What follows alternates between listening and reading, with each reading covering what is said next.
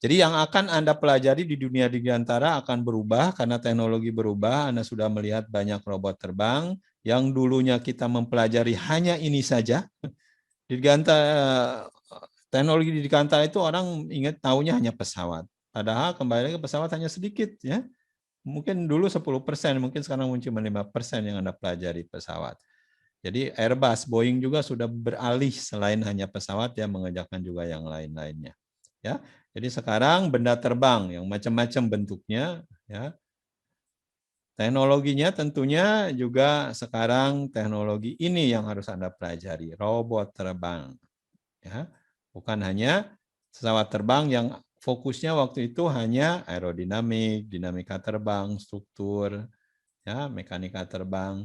Sekarang udah ada tadi 3 teknologi yang harus Anda pelajari kemudian, IoT, blockchain, dan machine learning atau artificial intelligence.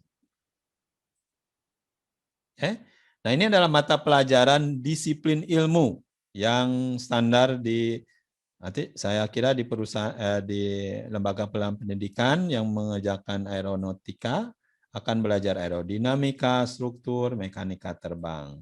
Ya, kalau Anda sudah masuk tingkat tinggi, masuk ke belajar aeroelastisitas, aeroflight dynamic untuk helikopter, ya. Propositasi standar masih Anda lakukan, tapi sedikit sekali belajar tentang flight dynamic atau flight simulator. Nah, sekarang selain ini Anda perlu ilmu-ilmu ini, ya. Artificial intelligence, robotik, blockchain, IoT, data science, sama manajemen. Karena Anda harus jadi businessman juga, harus tahu memanage orang bagaimana. Jadi ini harus dipelajari. Ya, kalau ternyata mata kuliahnya tidak ada, Anda coba ikut online. Atau sekarang kan ada kampus Merdeka. Anda cari kampus lain yang dekat, misalkan di UGM cari tentang robotik. Ya, magang di sana 3 bulan, ngambil tentang robotik, ngambil tentang blockchain, ngambil tentang data science, IoT. Ya, mudah-mudahan nanti di STTKD sudah sedang kita coba siapkan beberapa mata kuliah ini supaya bisa Anda pelajari juga. Tapi Anda juga tidak ditutup kemungkinan bisa ikut gabung mata kuliah di universitas lain. Ya. Ilmu dasar, ya, ilmu dasar seperti ini, introduction, klasifikasi aerodinamik, struktur, jet engine, flight mechanic, performance, tentang sistem, ini ilmu dasar aeronautika. Ya.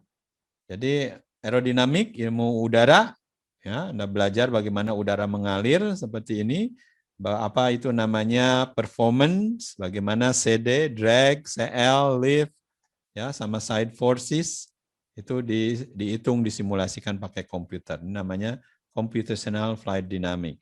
Atau Anda lakukan eksperimen di terowongan angin, seperti ini ya.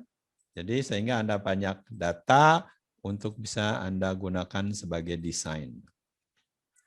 Struktur material juga sama, Anda gambar, Anda uji pakai komputer, ini namanya finite element analysis, kuat nggak?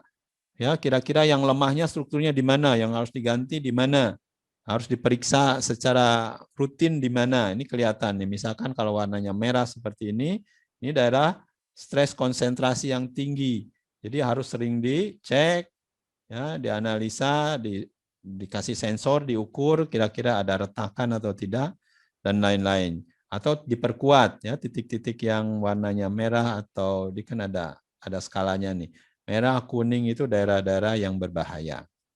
Nah, itu juga perlu dilakukan uji lab, ya, diukur kekuatan strukturnya untuk mengecek apakah sama nggak dengan desain. Ini kerjaannya orang struktur, ya, struktur dan material. Mekanika dan dinamika terbang sekarang akan makin banyak sekali relevansinya karena Anda belajar yang diperlukan adalah robot terbang, ya. Jadi bagaimana tadi seperti mengepakkan sayap, nah itu dinamika terbang untuk, ya. Dan bagaimana cara membelok-belokannya mekanikanya. Jadi bagaimana bisa ngelup, bagaimana bisa belok kiri kanan, bagaimana bisa pitch up berapa derajat. Nah, itu semua dipelajari di mekanika dan dinamika terbang. Nanti Anda akan ambil. Propulsi, Ya, propulsi juga banyak berubah. Yang dulu belajar mesin-mesin engine seperti ini, ya sekarang Anda harus mulai belajar tentang electric engine, ya, dan plasma engine, mungkin hydrogen engine. Ya, hal-hal itu yang akan diperlukan di negara kita untuk propulsi. Pengujian-pengujian, banyak sekali pengujian-pengujian di benda-benda antariksa, benda-benda aeronautika. Ya, misalkan Anda punya pesawat, Anda uji tuh kebisingannya, Anda uji elektronikanya bisa saling interferensi enggak, sama-sama elektronika di dalam kan bawa komputernya banyak. Ya, kalau komputernya banyak bisa saling mengganggu. Nah, disimpannya gimana, isolasinya gimana, ya diuji di dalam namanya chamber ini ya, chamber acoustic chamber atau electromagnetic chamber untuk menguji pesawat itu. Ini flight simulator ya atau motion simulator 3 dimensi atau kadang-kadang agak 6 degree of freedom. Ya. Ini hanya ada di 8, ini 8 punya seperti ini nih versinya.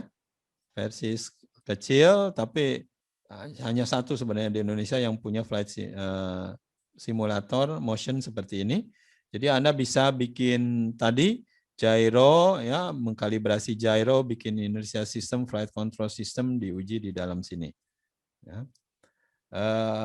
Ini yang lebih canggih lagi yang punya NASA yang bisa 6 degree of freedom. Peralatan-peralatan ini tidak murah, ya, makanya fasilitas-fasilitas yang ada yang punya negara, kalau di universitas nggak akan mampu untuk beli-beli seperti ini, harga seperti ini aja, ya kemarin 8 kalau tidak salah belinya sekitar 30 miliar. Kalau yang seperti ini ya bisa sampai 80 sampai 100 miliar, ya, alatnya sendiri. Sehingga alat-alat segini pasti yang mempunyai adalah lembaga penelitian, sehingga kalau Anda ingin menggunakannya, Anda coba magang di sana. Ya, Anda belajar nanti kampus Merdeka misalkan di institusi-institusi yang punya peralatan-peralatan seperti ini seperti di Puspitek ya, di Lapan atau di perusahaan swasta yang memang punya.